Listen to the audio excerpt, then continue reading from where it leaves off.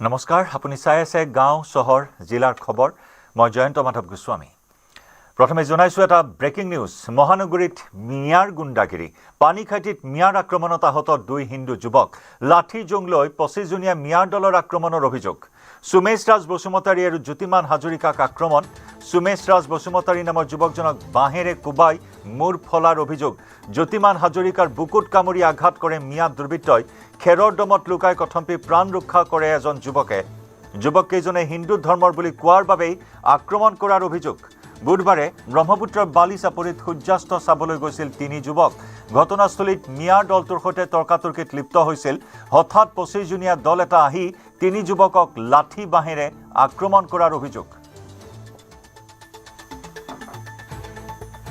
মহানগৰীৰ পানীখাইটিত সংঘটিত হৈছে এই ঘটনা পানীখাইটিত নিজৰ অঞ্চলতেই নিৰাপত্তাহীনতাত ভুগিবলগীয়া হ'ল পানীখাইটিৰে তিনি যুৱক সন্ধিয়াৰ পৰত তেওঁলোকে সূৰ্যাস্ত উপভোগ কৰিবলৈ গৈছিল ব্ৰহ্মপুত্ৰৰ বালিচৰত আৰু তাৰ পিছতেই মিয়াৰ লগত সংঘাত একাংশ মিয়াই হাতে হাতে লাঠি জং লৈ জপিয়াই পৰিল অসমীয়া তিনি যুৱকৰ ওপৰত খিলঞ্জীয়া তিনি যুৱকক আক্ৰমণ কৰে এজনে খেৰৰ দমত লুকুৱাই নিজৰে প্ৰাণ ৰক্ষা কৰিবলৈ সক্ষম হয় যদিও বাকী দুজন যুৱকক অতি বৰ্বৰভাৱে প্ৰহাৰ কৰে এয়া চাওক বুকুত কামুৰি আঘাতপ্ৰাপ্ত কৰে অসমীয়া যুৱকক মূৰ ফালি আঘাতপ্ৰাপ্ত কৰে আন এজন অসমীয়া যুৱকক মিয়াৰ এই দুঃসাহসক লৈ বৰ্তমান তীব্ৰ চাঞ্চল্যৰ সৃষ্টি হৈছে খুদ গুৱাহাটী মহানগৰীৰ পাৰ্শ্বৱৰ্তী পানীখাইটিত এই আক্ৰমণৰ ঘটনা সংঘটিত হৈছে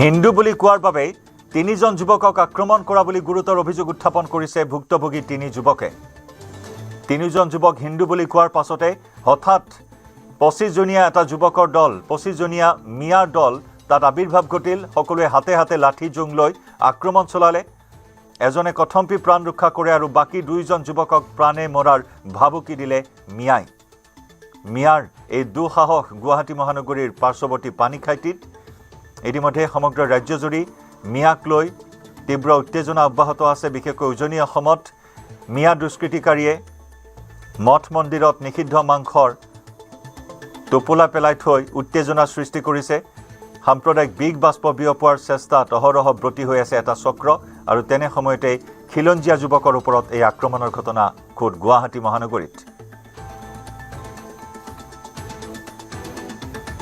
আমি মেইনলি আপোনাৰ গৈছিলোঁ মানে গধূলি আপোনাৰ হেৰি চাপৰি ফালে গৈছিলোঁ চেনচেটটো চাম বুলিকে তাৰপিছত তাতে মানে আপোনাৰ স্কৰ্পিঅ' এখন ফাঁচি আছিলে চাপৰিত তাৰপিছত তাতে মানে কিছুমান তাৰে লোকেল নহয় সিহঁতে মানে মিয়া বুলিয়ে ক'ব লাগিব সিহঁতক তাৰে মানে সিহঁতৰ লাগি দি আছিলে তাতে আমিও গ'লোঁ তাৰপিছত ল'ৰাটোৰ লগত কথা পাতিলোঁ মানে ক'ৰ হয় বুলিকে হয় তাৰ মানে তাৰ লগত ভালে কথা পাতিলোঁ তাৰপিছত তাৰ লগত মানে আমি জড়িত হ'লোঁ যে অলপমান সহায় কৰি দিওঁ বুলিকে গাড়ীখন ওলোৱাতে মানে আমি সহায় কৰি দিওঁ বুলি ভাবিলোঁ তাৰপিছত মানে তাতে ভুল বুজাবুজি হৈ কিনে মানে মিয়াকেইটাৰ লগত মানে গাড়ী চালকজনৰ লগত নহয় তাৰপিছত সেনেকৈ মানে যেনেকৈ পাইছে সেনেকৈ মাৰিছে আৰু তাৰপিছত আৰু ফোন চোন কৰি কিনে ল'ৰা চৰা মাতিছে তাৰপিছত আকৌ মাৰিছে সোধা পোছা একো নাই তাতে কাক মাৰিছে ইয়াক মোক আৰু লগৰটো আৰু পৰালেহি তাক আৰু পালে মানে গোটেইকেইটাক মাৰেই আৰু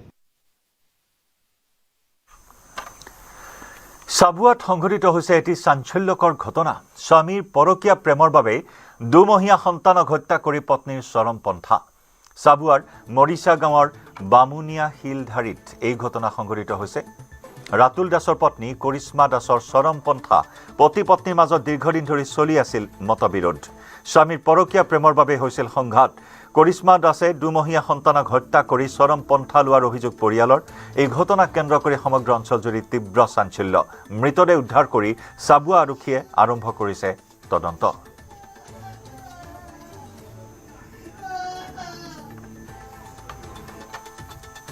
বেলেগ মানুহ এজনীৰ লগত ভাল পোৱা শুনিছিলোঁ মানে মেছেজ কৰি থকা শুনিছিলোঁ বাইদেউহঁতৰ ঘৰত আহি পিনে যোনজনী মানুহ ভাল পাইছিলে সেই মানুহজনী হাজবেণ্ডটো আহি পিনে ভিনদক দম দি থৈ গ'লেহি কি আপোনাৰ চাকৰি ৰেচপেক্ট কৰি দিম বুলি ক'লে সেই বুলি ক'লত সেইখিনিহে শুনিলোঁ তাৰ আৰু বেলেগ একো শুনা নাই এহঁতৰ ঘৰত শুনিছে সিহঁতৰ দাদাকে কৈছে বোলে ডাঙৰটোৱে কৈছে যদি এনেকুৱা কথা আৰু শুনো মই মৰি দিম সেই বুলি ক'লে তাৰপিছত সেই কথাখিনি ভাল হ'ল বুলিহে আমি গম পাইছিলোঁ ভাল হ'ল নাই সেইটো আমি গম নাপাইছোঁ 9 মাৰ্চত গুৱাহাটী উচ্চ ন্যায়ালয়ত হাজিৰ হ'ব লাগিব গৌৰৱ গগৈ জিতেন্দ্ৰ সিং ভূপেশ বাঘেলকো হাজিৰৰ নিৰ্দেশ আদালতৰ মুখ্যমন্ত্ৰীৰ মানহানি গোচৰত আদালতৰ নিৰ্দেশনা জাৰি তিনি কংগ্ৰেছ নেতাৰ বিৰুদ্ধে মুখ্যমন্ত্ৰীয়ে তৰিছিল মানহানি গোচৰ সংবাদমেলত মুখ্যমন্ত্ৰীৰ বিৰুদ্ধে মিছা তথ্য উত্থাপনৰ অভিযোগৰ প্ৰমাণ দিব নোৱাৰিলে ভৰিব লাগিব 500 কোটি টকাৰ জৰিমনা গোচৰ চলি থকালৈ কংগ্ৰেছৰ তিনি নেতাই এই বিষয়ে দিব নোৱাৰিব কোনো মন্তব্য শুকুৰবাৰে মুখ্যমন্ত্ৰীয়ে পুনৰ ৰুজু কৰিব আন এক গোচৰ এইবাৰ মুখ্যমন্ত্ৰীয়ে ৰুজু কৰিব অপৰাধমূলক গোচৰ সংবাদমেল যোগে এই মন্তব্য মহাধিবক্তা দেৱজিৎ লন শইকীয়াৰ ভূপেন্দ্ৰ বাঘেল জিতেন্দ্ৰ সিং জয়ন্ত বৰুৱা তেওঁলোকৰ যিজন পাব্লিচাৰজনৰ নাম হৈছে যতীন চৌধুৰী আৰু যিজন আনআইডেণ্টিফাইড ষ্টাফ ৰিপৰ্টাৰ তেওঁলোকক কৈছে যে তেওঁলোকে হিমন্ত বিশ্ব শৰ্মা বা তেওঁৰ পৰিয়ালৰ ৰিগাৰ্ডিং ভূমি থকা বা কোনোবা কেলেংকাৰীত জড়িত থকা বা কাৰোবাক হেৰি কৰা বিট্ৰে কৰা বা কোনো ধৰণৰ টেক্স লোৱা এনেকুৱা ধৰণৰ কথা যাতে আৰু নকয় টিল এপিয়াৰেঞ্চ অৰ্থাৎ তেওঁলোক যেতিয়ালৈকে কোৰ্টত এপিয়াৰ নকৰে আৰু আহি পেলাই প্ৰমাণ দাখিল নকৰে কাৰণ কোৰ্টে একদম ক্লিয়াৰলি কৈছে prima facie no case has been made in favour of doctor Himanta Biswa Sarma কোৰ্টে আমাৰ কাগজ পত্ৰ দেখি পেলাই সন্তুষ্ট হৈ পেলাই এই অৰ্ডাৰটো পাছ কৰিছে আৰু কৈছে যদি তেওঁলোকে ইয়াৰ পিছত যদি এনেকুৱা ধৰণৰ কৰি থাকে that will cause defamation to Himanta Biswa Sarma court convince হৈ পেলাই এই অৰ্ডাৰটো পাছ কৰিছে restraining them from publishing or issuing any such news in future তেওঁলোকক 9/3/2026 অৰ্থাৎ 9 মাৰ্চ 2026 তেওঁলোকক কোৰ্টত এপিয়াৰ হ'ব দিছে আৰু কৈছে যি উত্তৰ আছে তেওঁলোকৰ হাতত যিবিলাক তেওঁলোকে ৱাইল্ড এলিগেশ্যন দিলে 12,000 বিঘা মাটি চুকে কোণে মাটি কাৰোবাক পিছফালৰ পৰা চুৰি মাৰি পেলাই শাসনত বহিছে এই ধৰণৰ যিমানবোৰ কথা ক'লে তাৰ প্ৰমাণ আনিবলৈ কোৰ্টে নিৰ্দেশ দিছে আৰু যদি সেই নিৰ্দেশ মানি পেলাই তেওঁলোকে প্ৰমাণ দিব পাৰে তেতিয়াহ'লে কেছটো আমাৰ ডিছমিছ হ'ব আৰু যদি তেওঁলোকে প্ৰমাণ দিব নোৱাৰে আৰু মিছা কথা কৈ পেলাই ৰাইজক আবুহা কৰি আছে তেতিয়াহ'লে তেওঁলোকক আমি কোৰ্টক কৈছোঁ যে আমাক 500 কোটি টকাৰ ডেমেজ দিব লাগিব বিশ্বনাথৰ পেৰাডাইজড হোটেলত কংগ্ৰেছৰ বৈঠক ভূপেন বৰাক আসন বুজাবুজিৰ দায়িত্ব দিয়াৰ পিছত প্ৰথমখন বৈঠকত উপস্থিত প্ৰদেশ কংগ্ৰেছৰ সভাপতি গৌৰৱ গগৈ বৈঠকত ভূপেন বৰা দেৱব্ৰত শইকীয়া ৰিপুণ বৰা শিৱামণি বৰাৰ অংশগ্ৰহণ এয়া তৎপৰতা আৰম্ভ কৰিছে বৰ্তমান প্ৰদেশ কংগ্ৰেছে আসনৰ বুজাবুজি এতিয়াও সম্পন্ন হোৱা নাই আসনৰ বুজাবুজি এতিয়াও যেন কৰবাত ওলমি ৰৈছে আৰু শেহতীয়াকৈ গৌৰৱ গগৈক যেন একাষৰীয়া কৰি প্ৰাক্তন সভাপতি ভূপেন বৰাক আসনৰ বুজাবুজিৰ চূড়ান্ত সিদ্ধান্ত ল'বলৈ এআইচিচিয়ে দায়িত্ব অৰ্পণ কৰিছে আৰু তাৰ পিছতে এয়া বিশ্বনাথৰ পেৰাডাইজ হোটেলত কংগ্ৰেছৰ গুৰুত্বপূৰ্ণ বৈঠকত উপস্থিত আছে প্ৰদেশ কংগ্ৰেছৰ সভাপতি গৌৰৱ গগৈ দেৱব্ৰত শইকীয়া ৰিপুণ বৰা আৰু শিৱামণি বৰায়ো অংশগ্ৰহণ কৰিছে বৈঠকত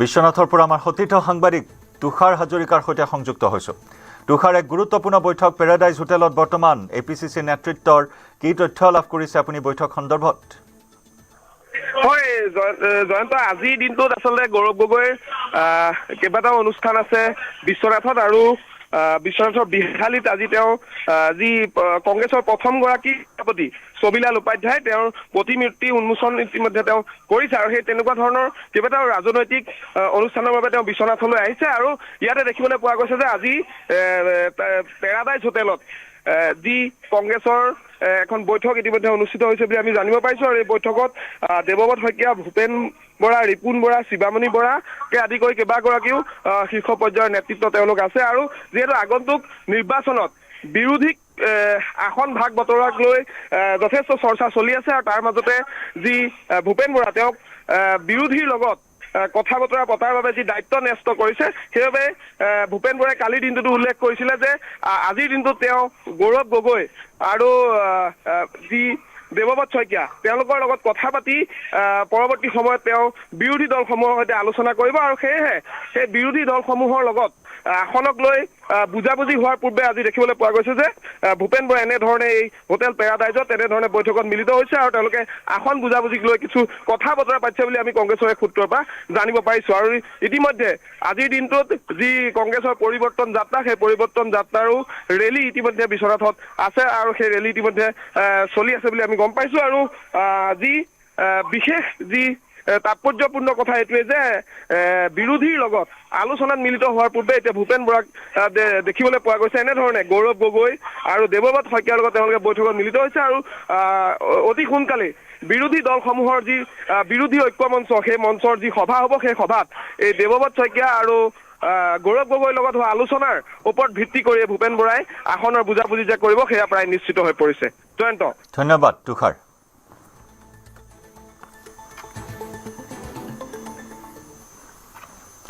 ইফালে বিশ্বনাথত কংগ্ৰেছৰ বৈঠকৰ পূৰ্বে বুঢ়া মাধৱ দেৱালয়ত উপস্থিত হ'ল APCCৰ সভাপতি গৌৰৱ গগৈ। বুঢ়া মাধৱ দেৱালয়ত উপস্থিত হৈ সেৱা ল'লে গৌৰৱ গগৈয়ে। গৌৰৱ গগৈক সংগ দিয়ে ৰিপুণ বৰা আৰু বিধায়িকা শিৱামণি বৰাই।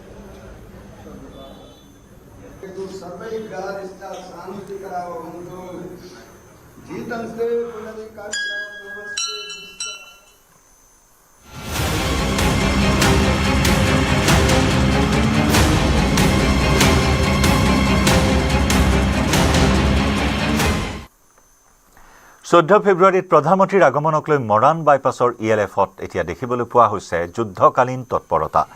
ইমাৰ্জেঞ্চি লেণ্ডিং ফেচিলিটিত ভাৰতীয় বায়ু সেনাৰ ফাইনেল ড্ৰেছ ৰিহাৰ্চেল অনুষ্ঠিত হৈ আছে। মৰাণৰ 4 লেনযুক্ত পথৰ প্ৰায় 4.2 কিলোমিটাৰ দৈৰ্ঘ্যৰ অংশত বায়ু সেনাৰ বিমানসমূহ জৰুৰীভাৱে অৱতৰণ কৰিব পৰাকৈ নিৰ্মাণ কাৰ্য সম্পূৰ্ণ হৈ উঠিছে।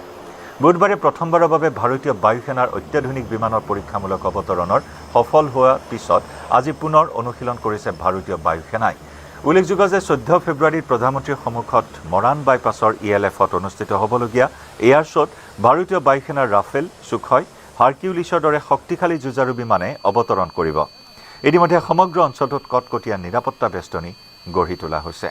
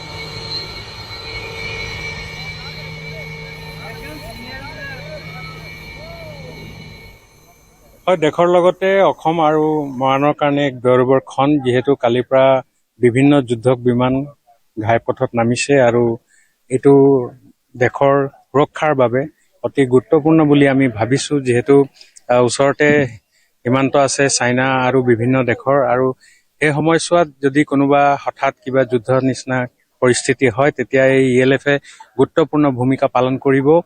আৰু তাক প্ৰতি লক্ষ্য ৰাখি প্ৰধানমন্ত্ৰী নৰেন্দ্ৰ মোদী আৰু মুখ্যমন্ত্ৰী হিমন্ত বিশ্ব শৰ্মাই বায়ু সেনাৰ লগত লগ লাগি অসমৰ এটা সাধাৰণ ঘাইপথক আজি ELF-লৈ পৰিণত কৰি উন্নত কৰি তেওঁলোক বনাইছে। আৰু ইয়াতে যোৱাকালিৰ পৰাই বিভিন্ন ধৰণৰ বায়ু সেনাৰ যুদ্ধক বিমান অৱতৰণ হৈ থকা আমি প্ৰত্যক্ষ কৰিছোঁ। এইটো নিশ্চয়কৈ আমাৰ কাৰণে এটা গৌৰৱৰ কথা। এইটো অকল ৰানৱে বুলি নহয়, এইটো এটা এমাৰ্জেঞ্চি লেণ্ডিং ফেচিলিটি বুলি কোৱা হৈছে, য'ত তাৰমানে আপোনাৰ যদি জৰুৰীকালীন অৱস্থাত যদি আমাৰ যিবিলাক নেবাৰিং কাণ্ট্ৰিজ আছে আমাৰ লগত, আমি যিহেতু নৰ্থ ইষ্ট বিশেষকৈ আমি বাংলাদেশ, চাইনা, ম্যানমাৰ আৰু ভূটানৰ লগত আমি ইণ্টাৰনেশ্যনেল বৰ্ডাৰ শ্বেয়াৰ কৰি আছোঁ। যদি আমাৰ নেবাৰিং কাণ্ট্ৰিজ লগত কিবা কাৰণত যদি আমাৰ লগত কনফ্লিক্ট এটা হয়, সেইটো সময়ত মানে এই ৰানৱেটো এমাৰ্জেঞ্চি লেণ্ডিং ফেচিলিটি হিচাপে মানে ডিফেন্সৰ কাৰণে আমাক বহুতে ইয়াত সহায় কৰিব। আজি ইয়াত যে আমাৰ গছপুৰীয়া নিচিনা বা বৰানৰ নিচেই কাষৰ গছপুৰীয়া নিচিনা এটা ৰাস্তাত যুদ্ধ বিমানসমূহ অৱতৰণ কৰিছে তাৰ বাবে কিন্তু আমি অসম চৰকাৰ বা ভাৰত চৰকাৰক ধন্যবাদ জনাইছোঁ। আমি নিজে গৌৰৱ কৰিছোঁ, কাৰণ কেলৈ যিটো সময়ত আজি ক'লে কিন্তু বহুতে বিশ্বাসেই নকৰিব। বাইক বা চাইকেলক বাদ দি গাড়ী এখন আনিবলৈ মানুহে চিন্তা কৰিছিল, মই বাছৰ কথা নকওঁৱেই। সেই ৰাস্তাটোত আজি বিমান অৱতৰণ কৰাৰ এটা সুব্যৱস্থা কৰা হৈছে, তাৰ বাবে কিন্তু আমি মৰাণবাসী হিচাপে বা গছপুৰীয়াবাসী হিচাপে আমি কিন্তু গৌৰৱান্বিত। কেৱল মৰাণ বা খোৱাং সমষ্টিবাসী ৰাইজৰ বাবে নহয়, সমগ্ৰ দেশবাসীৰ বাবে এয়া এক গৌৰৱৰ মুহূৰ্ত। আজি উত্তৰ পূব ভাৰতৰ কেইবাখনো জিলাৰ ভিতৰত, ৰাজ্যৰ ভিতৰত আমাৰ এই ডিব্ৰুগড় জিলাৰ খোৱাং সমষ্টিতেই, অসমতেই এই যিটো ELF ফেচিলিটি এইটো হোৱাৰ কাৰণে আমি খুব গৌৰৱবোধ কৰিছোঁ। আজি বিশ্বৰ মানচিত্ৰত, দেশৰ ৰাষ্ট্ৰীয় মানচিত্ৰত, প্ৰতিৰক্ষাৰ মানচিত্ৰত এই অঞ্চলটোৱে এটা মুখ্য ভূমিকা গ্ৰহণ কৰিব আৰু এখন বিশেষ স্থান গ্ৰহণ কৰিব। গতিকে দেশৰ প্ৰধানমন্ত্ৰী নৰেন্দ্ৰ মোদী ডাঙৰীয়াক আমি বহুত বহুত ধন্যবাদ জনাইছোঁ। তেখেতৰ এই দূৰদৰ্শী চিন্তাৰ বাবে আজি আমাৰ দেশে প্ৰগতিৰ বাটত আগুৱাইছে। আজি আপোনালোকে জানে এইখন ঠাইৰ নাম জটিয়নি গাঁও। এই জটিয়নি গাঁও আজিৰ পৰা 10 বছৰ আগত, যেতিয়া অসমত BJP চৰকাৰ হোৱা নাছিল, 2014 চনৰ আগত যেতিয়া আমাৰ ইয়াত অসমত ভাৰতবৰ্ষত কংগ্ৰেছ চৰকাৰ আছিল, সেই সময়ত তেনেধৰণৰ প্ৰগতি আমি ইয়াত দেখা নাছিলোঁ। এইখন জটিয়নি গাঁৱৰ ৰাস্তাই পদূলিয়ে ট্ৰেক্টৰখন চলিবৰ কাৰণে বহুত অসুবিধা হৈছিলে। মানুহে চাইকেল থৈ, মটৰচাইকেল ঘৰত থৈ খোজেৰে যাব লগা হৈছিলে। কিন্তু আজি আপোনালোকে দেখিব যে এই জটিয়নি অঞ্চলতেই একেবাৰে যুদ্ধ বিমান অৱতৰণ কৰি ইয়াৰ পৰা আকৌ উৰিব পৰা এটা ব্যৱস্থা আজি দেশৰ প্ৰধানমন্ত্ৰী ডাঙৰীয়াৰ নেতৃত্বত হৈ উঠিছে। এইটো নিশ্চিতভাৱে গৌৰৱৰ কথা, আনন্দৰ কথা। আমি শূন্যৰ পৰা শিখৰলৈ কৰা দীঘলীয়া যিটো যাত্ৰা, এই যাত্ৰা নিশ্চয় সফলতাৰ এটা খোজ। গতিকে মই দেশৰ প্ৰধানমন্ত্ৰী ডাঙৰীয়াক ধন্যবাদ জনাইছোঁ, মাননীয় মুখ্যমন্ত্ৰী ডাঙৰীয়াকো অন্তৰৰ পৰা অভিনন্দন জনাইছোঁ।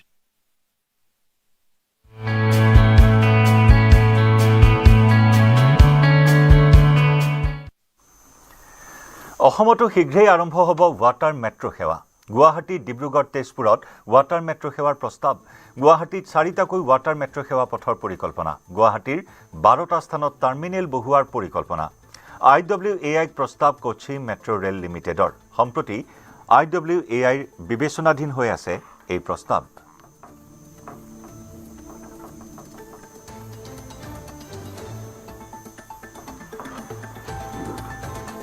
Have been entrusted with the feasibility study for water metro systems, establishing the similar system across 18 locations in India, out of which 3 of them are in Assam. The main places in Assam are Guwahati, Dibrugarh and Tezpur. And our team has already visited, extensively surveyed the entire area, including the locations, geography, and the traffic has been studied, and see the various locations. And finally, we identified the possible route in Dibrugarh and Tezpur. There is only one route possible, and which is having nearly about 4 stations and with 5 boats. But the economic feasibility of which is not very attractive, but it could be made attractive by having more systems in place or more policies in place to bring people around. But Guwahati is a place where there are a lot of possibilities.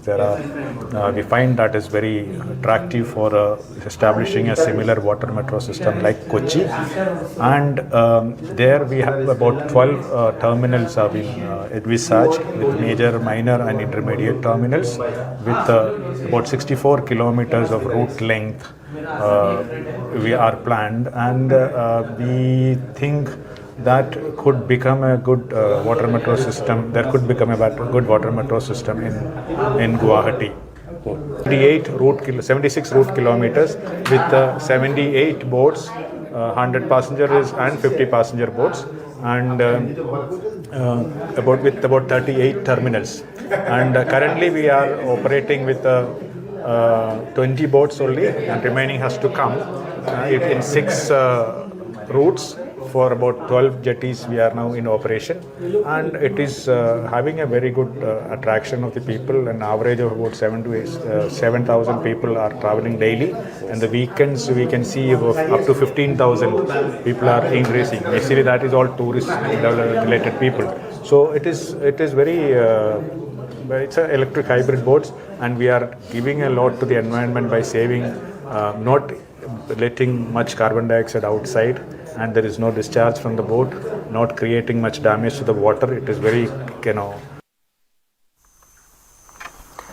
এইবাৰ ঘৰে ঘৰে গৈ মিয়া খেদিব বিধায়ক তৰংগ গগৈয়ে। উজনিৰ পৰা প্ৰতিজন মিয়া যাবই লাগিব বুলি হুংকাৰ বিধায়ক গগৈৰ। নাহৰকটীয়া নিৰ্মীয়মান নামঘৰৰ পিছফালে নিষিদ্ধ মাংস উদ্ধাৰক লৈ ক্ষোভ। দুদিনত নিৰ্মীয়মান নামঘৰৰ পিছফালে ওলাল 16টাকৈ গোধনৰ চিহ্ন মুণ্ড। নাহৰকটীয়াৰ বাঁধাৰীৰ এই ঘটনাৰ পাছতেই হুংকাৰ বিধায়ক তৰংগ গগৈৰ। অঞ্চলটোত নিয়োজিত একাংশ মিয়া শ্ৰমিকে এই কুকৰ্ম কৰাৰ সন্দেহ। স্থানীয় লোকৰ গৰু চুৰি কৰি হাবিতে নিধন কৰি অৱশিষ্ট পেলাই থৈ যোৱাৰ সন্দেহ কৰা হৈছে। উজনিটো এতিয়া মিয়াই পৰিৱেশ বিনষ্ট কৰা বুলি দাবী তৰংগ গগৈৰ। নাহৰকটীয়াত মিয়া শ্ৰমিক নিয়োগ নকৰিবলৈও ৰাইজক আহ্বান। বিগত 1.5 মাহত অঞ্চলটোৰ পৰা চুৰি হৈছে প্ৰায় 150টা গোধন।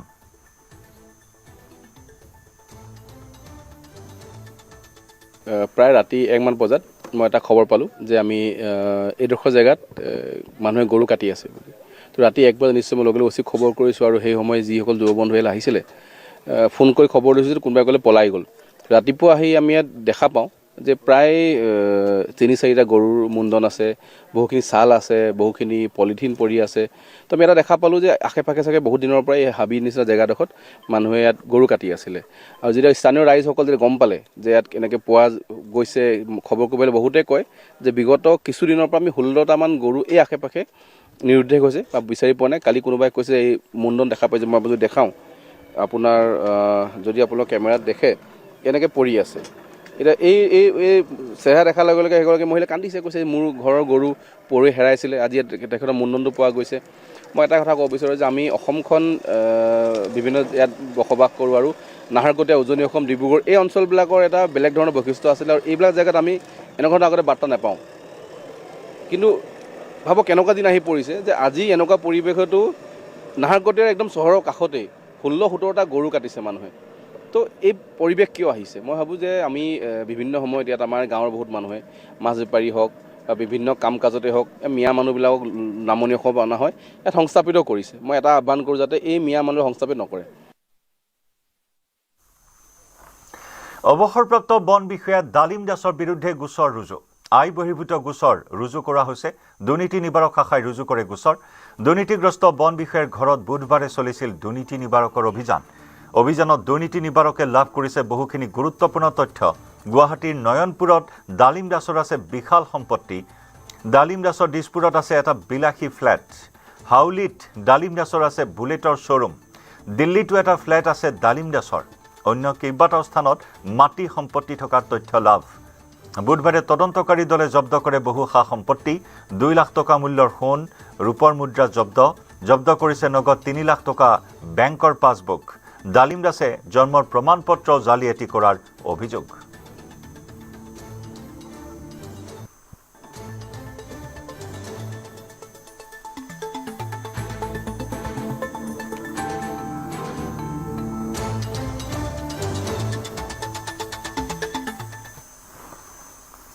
ৰঙাপুৰাৰ চেঁচা চাহ বাগিচাত অসম চাহ মজদুৰ সংঘৰ 1 ঘণ্টীয়া ধৰ্মঘট কাৰ্যসূচীৰ ৰূপায়ণ। বাগিচাখনৰ কেইবা শতাধিক শ্ৰমিকে অংশগ্ৰহণ কৰিলে ধৰ্মঘট কাৰ্যসূচীত। শ্ৰম কোড, মজুৰি কোড 2019, শিল্প সম্পৰ্ক কোড, সামাজিক সুৰক্ষা কোড আৰু কৰ্মচাৰী সুৰক্ষা, স্বাস্থ্য তথা কাৰ্যব্যৱস্থা সম্পৰ্কীয় কোড কাৰ্যকৰী কৰাৰ দাবীৰে এই প্ৰতিবাদ। চৰকাৰ বিৰোধী বিভিন্ন শ্লোগানেৰে প্ৰতিবাদকাৰীসকলে উত্তাল কৰি তোলে পৰিৱেশ।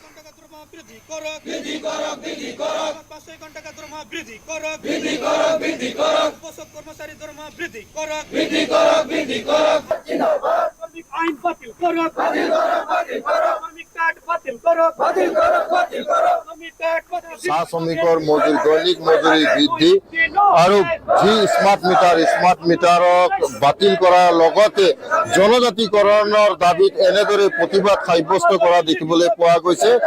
অসম চাহ মজদুৰ সংঘ চেঁচা চাহ বাগিচাৰ প্ৰাথমিক গোটৰ সহযোগত 1 ঘণ্টীয়া যি ধৰ্মঘট কাৰ্যসূচী তেখেতসকলে ৰূপায়ণ কৰা দেখিবলৈ পোৱা গৈছে। হয় দাদা, আজি আপোনালোকে 1 ঘণ্টীয়া সাধাৰণ ধৰ্মঘট কাৰ্যসূচী পালন কৰিছে, কিহৰ বাবে? হয়, আজি আমি চেঁচা চাহ বাগিচা আৰু সকলো ৰাইজৰ সহযোগত আজি আমি 1 ঘণ্টা ধৰ্মঘট কাৰ্যসূচী ৰূপায়ণ কৰিছোঁ যিহেতু আজি আমি এই কাৰ্যসূচীটো কৰিব লগা হ'ল যে আজি আমি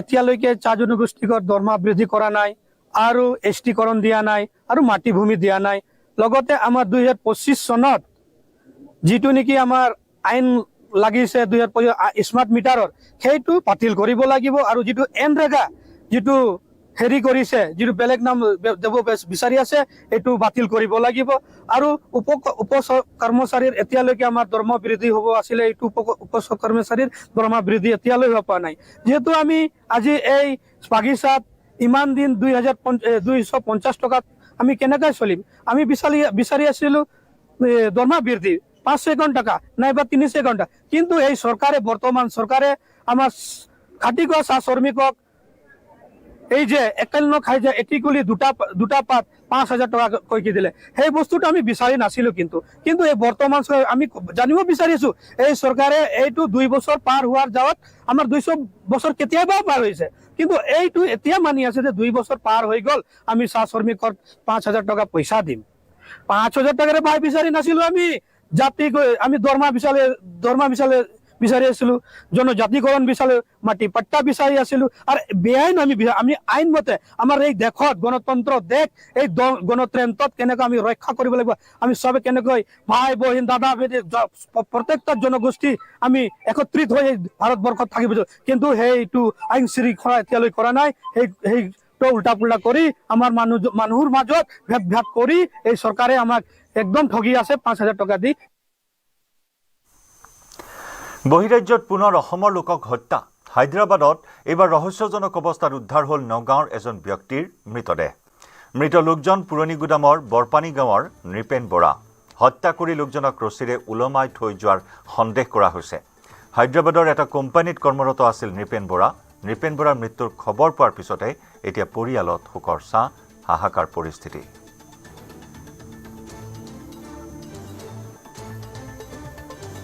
আজি ৰাতিপুৱা 5:30 মানত ফোন কৰিছে তাৰ পৰা তেতিয়া গম পাইছোঁ তাৰ লগৰ এজনে ফোন কৰিছিলে তেওঁ কি কৰি আছিলে তাত হায়দৰাবাদত চিকিউৰিটি কৰি আছিল চিকিউৰিটি কিমান দিন আছিলে হায়দৰাবাদত আজি পুৰা এবছৰ হৈছে মাজতে তেওঁ এবাৰ আহি গৈছিল ছেপ্টেম্বৰ মাহত এতিয়া খবৰটো প্ৰথম কি বুলি আহিলে প্ৰথমতে তেনেকৈ ছুইচাইড কৰিছে বুলিয়ে কৈছে তেওঁলোকে কিন্তু সন্দেহটো মাৰ্ডাৰ জানিহে লাগিছে মানে কি ফটো কেনেকুৱা কি দেখিছে ডিঙিত ৰছী মানে ওলমাই থোৱা নিচিনা লাগিছে ভৰিটোত মাটিত লাগি আছে ৰঙিয়া জিআৰপিৰ গৃহৰক্ষী জোৱান হত্যাকাণ্ডৰ 2 অভিযুক্তক গ্ৰেপ্তাৰ উৰিষ্যাৰ পৰা গ্ৰেপ্তাৰ কৰা হৈছে 2 অভিযুক্ত প্ৰশান্ত ৰাৱাট আৰু অভিমন্যু পাত্ৰ জিআৰপি গৃহৰক্ষী জোৱান ইমৰান হুছেইনক হত্যা কৰিছিল ৰঙিয়াৰ ৰাষ্ট্ৰীয় ঘাইপথ 27 নম্বৰ ৰাষ্ট্ৰীয় ঘাইপথৰ কাষত উদ্ধাৰ হৈছিল ইমৰানৰ মৃতদেহ 15 দিনৰ অন্তত জালত পৰিল 2 অভিযুক্ত উৰিষ্যাৰ পৰা ৰঙিয়ালৈ অনা হ'ল 2 অভিযুক্তক ৰঙিয়া থানাত 2 অভিযুক্তক মাৰাথন জেৰা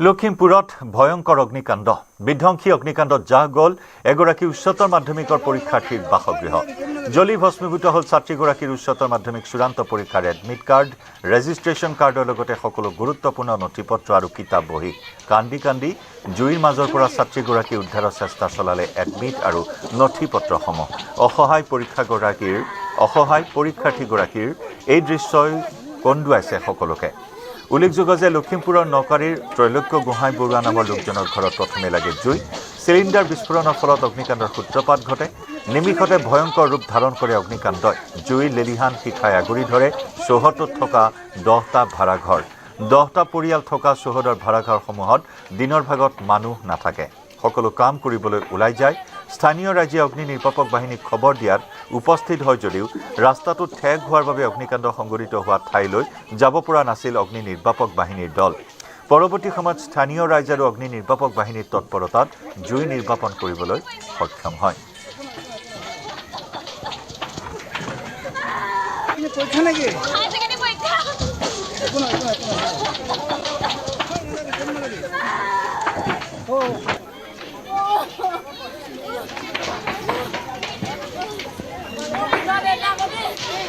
এটা চিলিণ্ডাৰ মস্ত ব্ৰাছ হৈছে তাৰপিছত ইয়াত মানে টোটেল ভাড়াঘৰ প্ৰায় তলত কেইটা ভাড়াঘৰ আছিল 10 ঘৰ ভাড়াঘৰ আছিল 10 ঘৰ কমপ্লিট জ্বলি গ'ল মানে ৰাস্তাটো ঠেক কাৰণে মানে ফায়াৰ ব্ৰিগেডত আহিব পৰা নাইতো কিন্তু হ'লেও দীঘলকে মানে দূৰৰ পৰা হ'লেও পাইপ দি পেলাই যিমান পাৰে হেৰি নোমোৱালে এতিয়াতো ফায়াৰ ব্ৰিগেড প্ৰায় ওচৰ পাইছেই আৰু ইমানেই আৰু এটা চিলিণ্ডাৰ মস্ত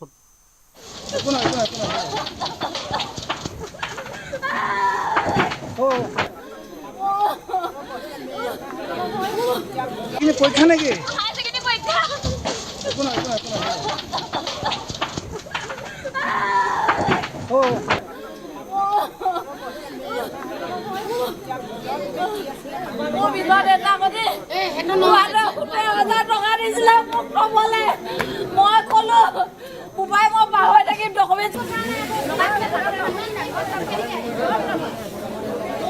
পৰীক্ষা নেকি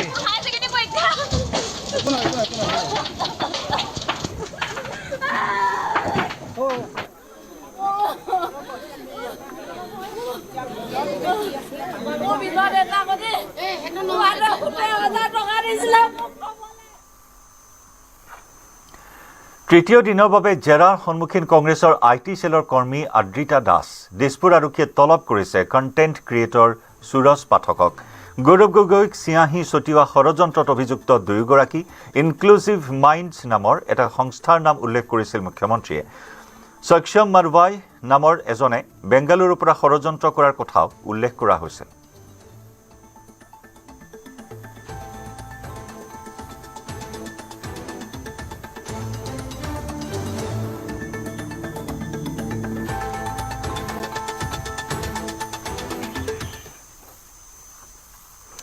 মহানগৰীৰ ৰাজপথত দপদপকৈ জ্বলিল নৈশ বাছ নিমিষতে ভস্মীভূত লক্ষ্মী ট্ৰেভেলছ নামৰ নৈশ বাছখন লালমাটিৰ ৰাষ্ট্ৰীয় ঘাইপথত নিশা চাঞ্চল্যকৰ ঘটনা অগ্নিকাণ্ডত কথম্পি প্ৰাণ ৰক্ষা বহুজনৰ শ্বৰ্ট চাৰ্কিটৰ ফলত বাছখনত জুইৰ সূত্ৰপাত হোৱাৰ সন্দেহ কৰা হৈছে এয়া লক্ষ্মী ট্ৰেভেলছৰ এখন নৈশ বাছ লালমাটিৰ ৰাষ্ট্ৰীয় ঘাইপথত যান্ত্ৰিক বিজুতিৰ ফলত হঠাৎ জুই জ্বলি উঠে আৰু তাৰ পিছত দপদপকৈ জ্বলি উঠা জুই সমগ্ৰ বাছখনলৈ সম্প্ৰসাৰিত হৈ পৰে অৱশ্যে সৌভাগ্যবশতঃ এই ঘটনাত কোনো লোক হতাহত হোৱা নাই কথম্পি প্ৰাণ ৰক্ষা পৰে বহুজনৰ শ্বৰ্ট চাৰ্কিটৰ ফলতে বাছখনত জুইৰ সূত্ৰপাত হোৱাৰ সন্দেহ কৰা হৈছে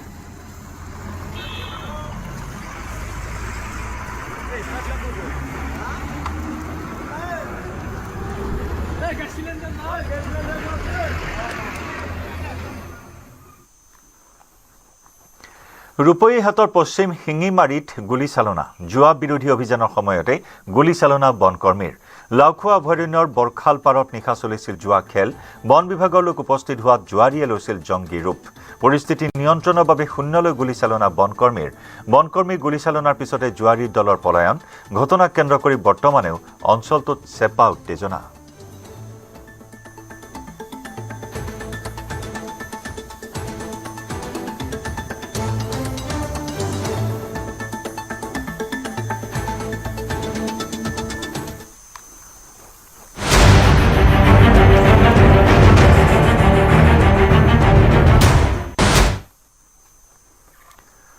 অৰাজক বাংলাদেশত আজি সাধাৰণ নিৰ্বাচন পুৱা 7:30 বজাৰ পৰা আৰম্ভ হৈছে নিৰ্বাচনৰ ভোট গ্ৰহণ বাংলাদেশৰ 42,779টা ভোট কেন্দ্ৰত বিয়লি 4:30 বজালৈ অনুষ্ঠিত হ'ব ভোট গ্ৰহণ প্ৰক্ৰিয়া 12,77,597 গৰাকী ভোটাৰে আজি নিৰ্ণয় কৰিব বাংলাদেশৰ ভাগ্য কাইলৈ বাংলাদেশৰ সাধাৰণ নিৰ্বাচনৰ ফলাফল ঘোষণাৰ সম্ভাৱনা হিংসাজৰ্জৰ দেশখনত কটকটীয়া নিৰাপত্তাৰ মাজত অনুষ্ঠিত হৈছে 299খন আসনৰ বাবে ভোট গ্ৰহণ আধাতকৈ অধিক ভোট গ্ৰহণ কেন্দ্ৰ অতি স্পৰ্শকাতৰ হিচাপে চিহ্নিত হৈছে চিচিটিভি নিৰীক্ষণত ৰখা হৈছে 90% ভোট কেন্দ্ৰ এইবাৰৰ নিৰ্বাচন বাংলাদেশৰ বাবে অতি গুৰুত্বপূৰ্ণ বাংলাদেশ নেশ্যনেলিষ্ট পাৰ্টি আৰু জামাতে ইছলামীৰ মাজত হ'ব নিৰ্বাচনৰ মূল যুঁজ এইবাৰ বাংলাদেশৰ সাধাৰণ নিৰ্বাচনৰ পৰা বাৰণ কৰা হৈছে ক্ষমতাচ্যুত প্ৰধানমন্ত্ৰী শ্বেখ হাছিনাৰ আৱামী লীগক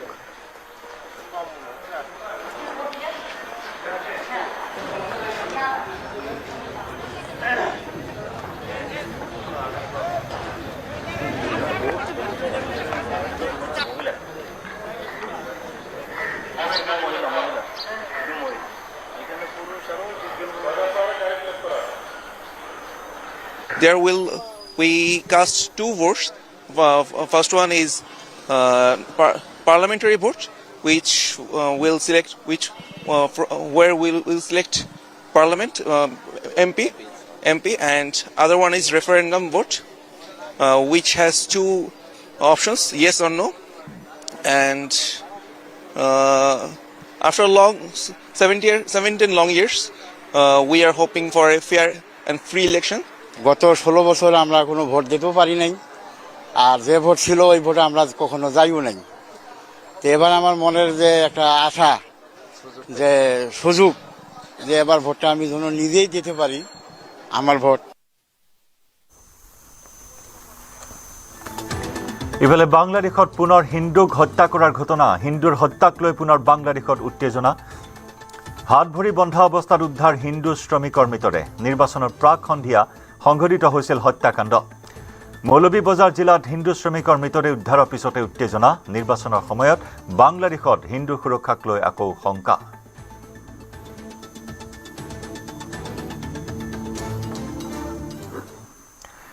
উন্নয়নৰ সম্ভাৰ লৈ মাজুলীত মুখ্যমন্ত্ৰী ডক্টৰ হিমন্ত বিশ্ব শৰ্মা। মাজুলীৰ খাৰজানপাৰত মুখ্যমন্ত্ৰীৰ বিশাল জনসভা। মহিলা উদ্যমিতা আঁচনিত চেক বিতৰণ মুখ্যমন্ত্ৰীৰ। 31,952 গৰাকী মহিলাক বিতৰণ কৰা হয় চেক। হেলিকপ্টাৰ যোগে মাজুলীত উপস্থিত মুখ্যমন্ত্ৰী ডক্টৰ শৰ্মা। ইনুপ্ৰভা দেউৰী ডাঙৰীয়ানী, জুলি দলে ডাঙৰীয়ানী, আজি যিখন চেক পাব সেই চেকখন হৈছে আৰম্ভণি। তাৰ মানে আমি যিটো উদ্যমিতা আঁচনি বনাইছো, সেই আঁচনিৰ লক্ষ্য খালি 10,000 টকা দিয়া নহয়। এই আঁচনিৰ লক্ষ্য কি? মহিলাসকলক চৰকাৰে সহায় কৰি গৈ থাকিব, যাতে আপোনালোক লাখপতি বাইদেউ হিচাপে নিৰ্মাণ হ'ব পাৰে। লাখপতি বাইদেউ কি? এইটো এটা নাম, কিন্তু তাৰ উদ্দেশ্যটো কি? যে আমাৰ পৰিয়ালত পুৰুষৰ লগতে মহিলায়ো যাতে ইনকাম কৰিব পাৰে, উপাৰ্জন কৰিব পাৰে, আৰু ঘৰখনৰ বিকাশত, উন্নতিত পুৰুষৰ লগতে মহিলাগৰাকীয়েও যাতে অকণমান হ'লেও বৰঙণি আগবঢ়াব পাৰে।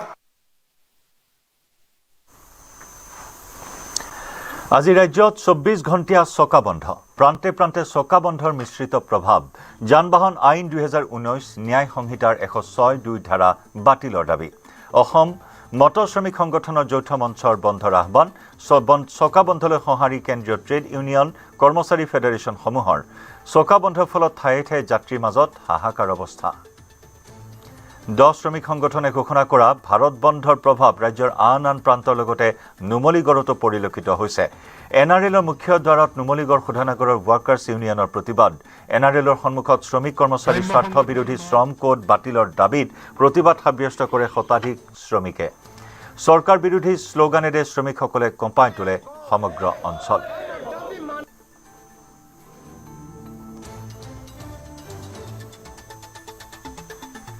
চৌব্বিছ ঘণ্টীয়া চকা বন্ধৰ মাজতে নগাঁও ট্ৰেড ইউনিয়নৰ প্ৰতিবাদত উত্তপ্ত পৰিস্থিতি। নগাঁও ষ্টেট বেংকৰ সন্মুখত ট্ৰেড ইউনিয়নে সাব্যস্ত কৰিছিল প্ৰতিবাদ। কেইবা শতাধিক প্ৰতিবাদকাৰীয়ে চৰকাৰ বিৰোধী শ্লোগানেৰে কঁপাই তোলে আকাশ বতাহ। প্ৰতিবাদৰ মাজতে নগাঁও আৰক্ষীৰে প্ৰতিবাদকাৰীৰ খণ্ডযুদ্ধ। মহিলা আৰক্ষী জোৱানক ঠেলা হেঁচা একাংশ প্ৰতিবাদকাৰীৰ। নগাঁও আৰক্ষীয়ে আটক কৰিছে কেইবাজনো প্ৰতিবাদকাৰীক।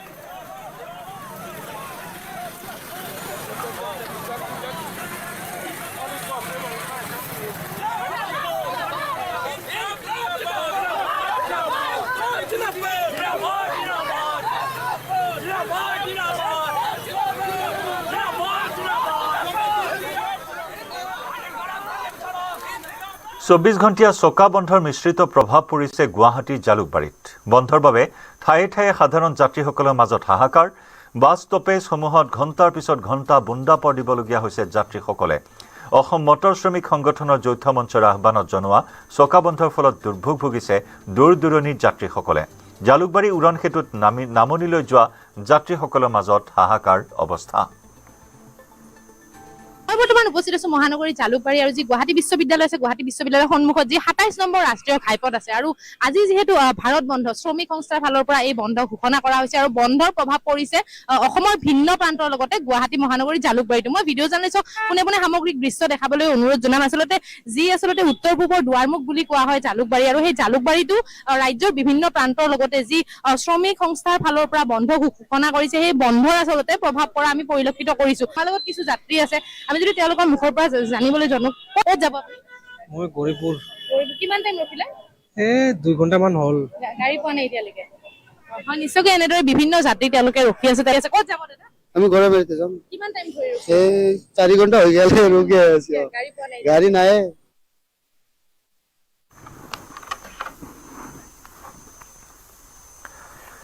অভয়পুৰীৰ ৰাজপথত নিশা সুৰাসক্ত চালকৰ তাণ্ডৱ অন কেমেৰা এই ঘটনা সংঘটিত হৈছে।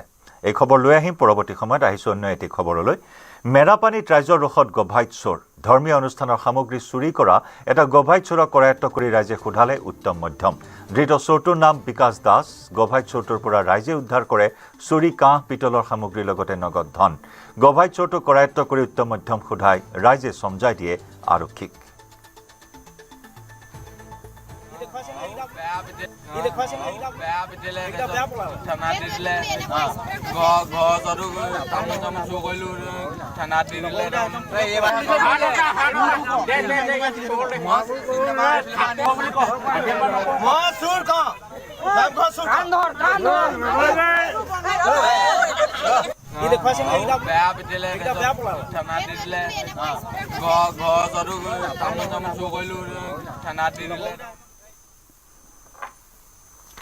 অভয়পুৰীৰ ৰাজপথত নিশা সুৰাসক্ত চালকৰ তাণ্ডৱ। অন কেমেৰা পথৰ কাষেৰে বাইক ঠেলি যোৱা এজন লোকক খুন্দিয়াই পলায়ন কৰে চাৰিচকীয়া বাহনে। দুৰ্ঘটনা সংঘটিত কৰা বাহনখনৰ নম্বৰ AS01BV 9705। পিছে পিছে অহা বাহনৰ কেমেৰাত বন্দী হ'ল সমগ্ৰ দৃশ্য। চাৰিচকীয়া বাহনৰ খুন্দাত গুৰুতৰভাৱে আহত হয় বাইক আৰোহীজন। ইয়াৰ দৃশ্য দেখুৱাইছো। অভয়াপুৰীৰ ৰাজপথৰ নিশাৰ ভাগৰ দৃশ্য এয়া। সুৰাসক্ত চালকৰ এয়া চাওক সন্ত্ৰাস। ৰাজপথত কেনেদৰে সন্ত্ৰাস চলালে সুৰাসক্ত এজন চালকে। এখন বিলাসী বাহনত উঠি এনেদৰে অন কেমেৰা দেখিবলৈ পোৱা হ'ল। এজন লোকক খুন্দিয়াই পলায়ন কৰিলে চাৰিচকীয়া বাহনখনে। এই দুৰ্ঘটনা সংঘটিত কৰা বাহনখনৰ নম্বৰ হৈছে AS01BV 9705। পিছে পিছে অহা বাহনৰ কেমেৰাত বন্দী হ'ল সমগ্ৰ দৃশ্য। চাৰিচকীয়া বাহনৰ খুন্দাত গুৰুতৰভাৱে আহত হয় বাইক আৰোহীজন।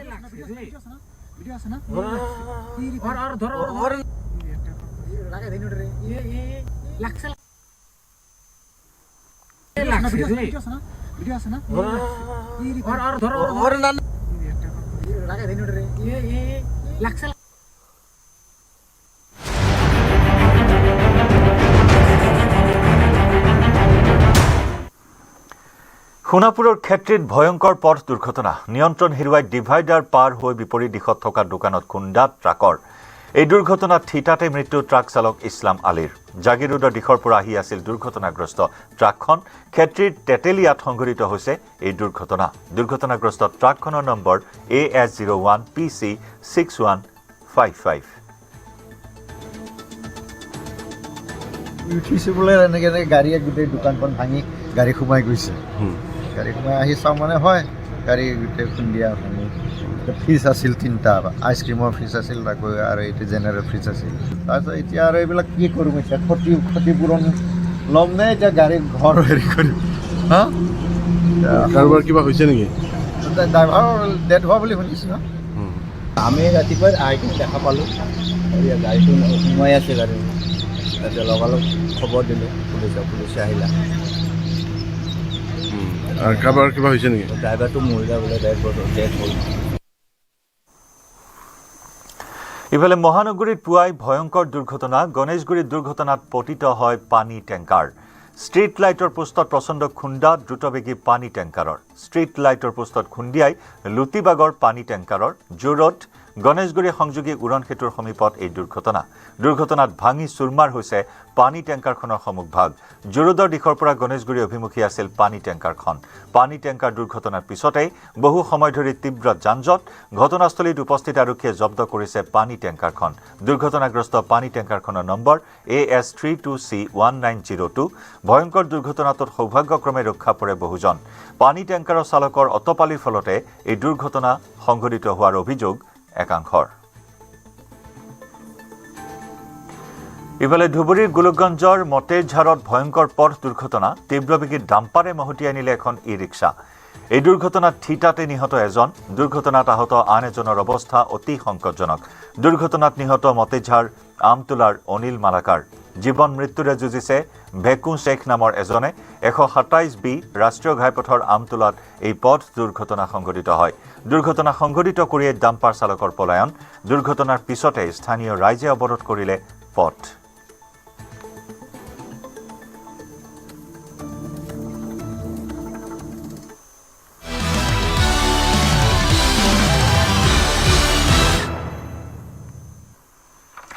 আমেৰিকাৰ বিৰুদ্ধে T20 বিশ্বকাপৰ প্ৰথমখন মেচত কষ্টকৰ জয়ৰ পিছতে দ্বিতীয়খন মেচত আজি টিম ইণ্ডিয়া মুখামুখি হ'ব নামিবিয়াৰ উল্লেখযোগ্য যে আমেৰিকাৰ বিৰুদ্ধে মুম্বাইৰ ৱাংখাৰে ষ্টেডিয়ামত সংগ্ৰাম কৰিবলগীয়া হৈছিল ভাৰতীয় বেটছমেনসকলে অধিনায়ক সূৰ্য কুমাৰ যাদৱে অৰ্ধশতকীয় ইনিংছ খেলি সন্মান ৰক্ষা কৰিছিল টিম ইণ্ডিয়াৰ আজি দ্বিতীয়খন মেচত টিম ইণ্ডিয়াৰ সন্মুখত দুৰ্বল নামিবিয়াৰ বিৰুদ্ধে খেলখনত টিম ইণ্ডিয়াৰ বাবে চিন্তাৰ বিশেষ কাৰণ নাই যদিও অপেনাৰ অভিষেক শৰ্মাৰ অসুস্থতাই কিছু চিন্তাত ৰাখিছে টিম মেনেজমেণ্টক আজি সন্ধিয়া 7 বজাত দিল্লীৰ অৰুণ জেটলী ষ্টেডিয়ামত অনুষ্ঠিত হ'ব খেলখন উল্লেখযোগ্য যে 15 ফেব্ৰুৱাৰীত চিৰবৈৰী পাকিস্তানৰ বিৰুদ্ধে বহু প্ৰতীক্ষিত খেলখনৰ পূৰ্বে টিম ইণ্ডিয়াৰ বাবে এই খেলখন হ'ব প্ৰস্তুতি মেচৰ দৰে ইফালে মঙলবাৰে নেদাৰলেণ্ডৰ বিৰুদ্ধে 7 উইকেটত পৰাস্ত হৈছিল নামিবিয়া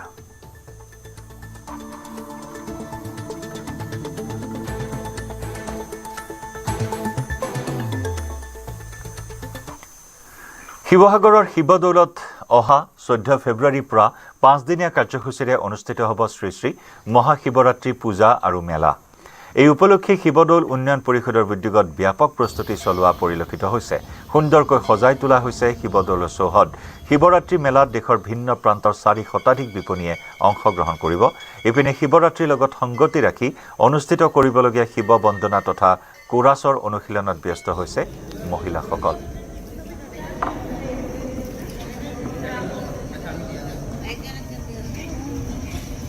সমাগত শ্ৰী শ্ৰী মহাশিৱৰাত্ৰি পূজা আৰু মেলা অন্যান্য প্ৰান্তৰ লগতে শিৱসাগৰৰ ঐতিহাসিক শিৱদৌলৰ চৌহদ তথা ইয়াৰ আশে পাশে শিৱসাগৰ শিৱৰাত্ৰি পূজা আৰু মেলাৰ বাবে ব্যাপক প্ৰস্তুতি চলোৱা হৈছে শিৱসাগৰ শিৱদৌল উন্নয়ন পৰিষদৰ উদ্যোগত মই দেখুৱাইছো শিৱসাগৰৰ এই ঐতিহাসিক শিৱদৌলত আহোম ৰাজত্বকালৰ পৰা মহাশিৱৰাত্ৰি পূজা আৰু মেলা অনুষ্ঠিত কৰি অহা হৈছে আৰু এইবাৰো ব্যতিক্ৰম হোৱা নাই এইবাৰ 14 ফেব্ৰুৱাৰীৰ পৰা 5 দিনীয়াকৈ অনুষ্ঠিত কৰা হৈছে মই আৰু এই শিৱৰাত্ৰি পূজাত তেওঁলোকে ইয়াৰে মহিলা তথা যুৱতীসকলে কুৰাছ পৰিৱেশন কৰিব আৰু সেই কুৰাছ পৰিৱেশনৰ বৰ্তমান অনুশীলন তথা আখৰা কৰি আছে মই তাৰ মাজলৈ পোনে পোনে লৈ যাব বিচাৰিছো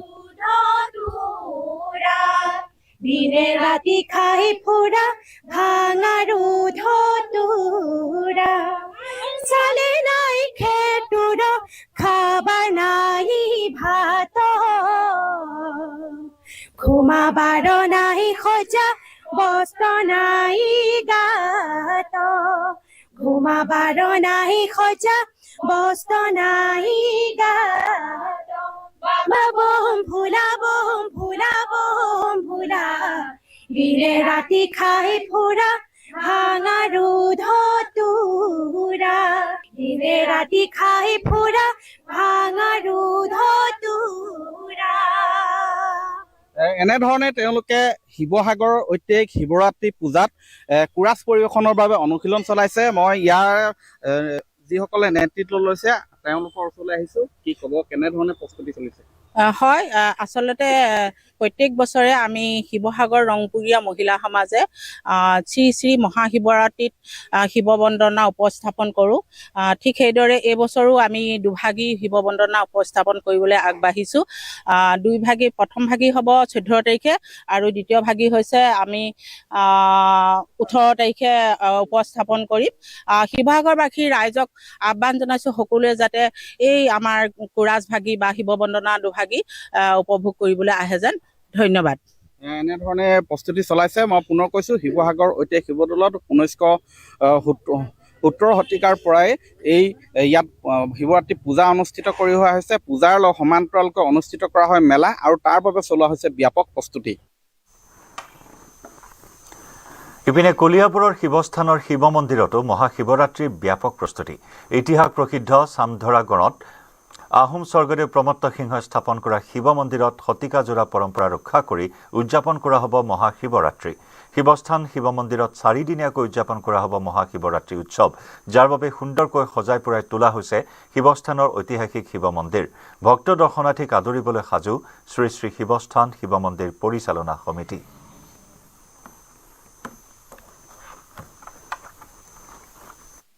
দেওবাৰলৈ মহাশিৱৰাত্ৰি আৰু মহাশিৱৰাত্ৰিক লৈ ৰাজ্যৰ শিৱ মন্দিৰসমূহত দেখা গৈছে ব্যাপক প্ৰস্তুতি। এই মুহূৰ্তত মই উপস্থিত আছোঁ কলিয়াবৰৰ শিৱস্থান শিৱ মন্দিৰ, যি শিৱ মন্দিৰত 4 দিনীয়াকৈ মহাশিৱৰাত্ৰি আয়োজন কৰা হ'ব আৰু ঐতিহাসিক চামধৰা গড়ত অৱস্থিত এই ইতিহাস প্ৰসিদ্ধ এই মন্দিৰত শতিকাজোৰা পৰম্পৰা ৰক্ষা কৰি উদযাপন কৰি অহা হৈছে মহাশিৱৰাত্ৰি, আৰু যাৰ বাবে সুন্দৰকৈ সজাই পৰাই তোলা হৈছে এই শিৱস্থানৰ এই ঐতিহাসিক শিৱ মন্দিৰ। ভক্ত দৰ্শনাৰ্থীক আদৰিবলৈ সকলো সাজু হৈছে আৰু নগাঁও জিলাৰ কলিয়াবৰ আৰু চামগুৰি বিধানসভা সমষ্টিৰ সীমাত ইতিহাস প্ৰসিদ্ধ বুঢ়াবুঢ়ী গড়ত স্থাপিত এই শিৱ মন্দিৰত শিৱৰাত্ৰি উপলক্ষে হাজাৰ হাজাৰ ভক্তৰ সমাগম ঘটিব আৰু এই ভক্ত দৰ্শনাৰ্থীক আদৰিবলৈ এতিয়া প্ৰস্তুত হৈছে শিৱস্থান শিৱ মন্দিৰ পৰিচালনা সমিতি। ইয়াত যিহেতু এই মন্দিৰৰ এগৰাকী পুৰোহিত আছে, পূজাৰী আছে, আমি তেওঁলোকৰ পৰাই আচলতে জানিব চেষ্টা কৰিম শিৱৰাত্ৰি উপলক্ষে কেনেকুৱা আয়োজন কৰিছে। হয়, নমস্কাৰ। শিৱৰাত্ৰি উপলক্ষে মানে আজি অহা দেওবাৰৰ পৰা শিৱ পূজা আয়োজন কৰা হ'ব। কাৰ্যসূচী মানে শিৱৰাত্ৰিৰ দিনাখন আমাৰ প্ৰসংগীয়া নাম হয়, ৰাতিলৈ মেলা নাম আয়োজন কৰা হ'ব আৰু লগতে আমাৰ ইয়াত মেলা ভাগো চলি থাকে। মেলা সমাগম ইয়াত ভক্তৰ সমাগম ভালেই হয়। শিৱসাগৰ নগাঁও তাৰ অন্তৰকৈ ধৰি আমাৰ কলিয়াবৰ সমষ্টিৰ গোটেই ভক্তপ্ৰাণ আমাৰ ইয়ালৈ আহে শিৱ মন্দিৰ বা এইকেইদিনত হাজাৰ হাজাৰ মানুহৰ সমাগম হয় বুলি ক'ব পাৰি আৰু। নিশ্চয় হাজাৰ হাজাৰ ভক্তৰ সমাগম হয় এই শিৱস্থান শিৱ মন্দিৰত। এক ইতিহাস প্ৰসিদ্ধ শিৱ মন্দিৰ, কিয়নো আহোম স্বৰ্গদেউ প্ৰমত্ত সিংহৰ দিনত স্থাপিত এই মন্দিৰ আছে চামধৰা গড়ৰ ওপৰত আৰু এই মন্দিৰত প্ৰতি বছৰে 4 দিনীয়াকৈ মহাশিৱৰাত্ৰি আয়োজন কৰা হয় আৰু ইয়াত ভক্ত দৰ্শনাৰ্থীক আদৰিবলৈ এতিয়া সাজু হোৱা পৰিলক্ষিত হৈছে। আপোনাৰ কাষলৈ আহিছোঁ, কেনেকুৱা আয়োজন এইবাৰ শিৱৰাত্ৰি আয়োজন ভাল হ'ব, বছৰি কৰি থকা হয়। ইয়াৰ মানুহ পূৰ্ণিমাৰ পৰা একেবাৰে জখলা মনাকৈ এই এলেকাৰ মানুহ চব নামি যায়, 1-1.5 লাখ মানুহ হৈ যায়। অসমত ডাঙৰ পৰিৱৰ্তন হ'বলৈ গৈ আছে বুলি মন্তব্য কংগ্ৰেছৰ জ্যেষ্ঠ নেতা DK শিৱকুমাৰৰ। বুধবাৰে কংগ্ৰেছ অধ্যক্ষা ছোনিয়া গান্ধীৰ সৈতে বৈঠকত মিলিত হৈছিল কংগ্ৰেছৰ জ্যেষ্ঠ নেতা DK শিৱকুমাৰ। বৈঠকত অনাগত অসমৰ নিৰ্বাচন সন্দৰ্ভতো আলোচনা। Assam is very important for us. There'll be a big change in Assam. People of Assam wanted a change. They wanted a new government with a new leadership. So we have worked out a strategy and we are confident that the people will definitely vote in favor of the Congress party because the Congress party has protected the national interests. সময় হ'ল গাঁও চহৰ জিলাৰ খবৰৰ পৰা বিদায় লোৱাৰ। নমস্কাৰ।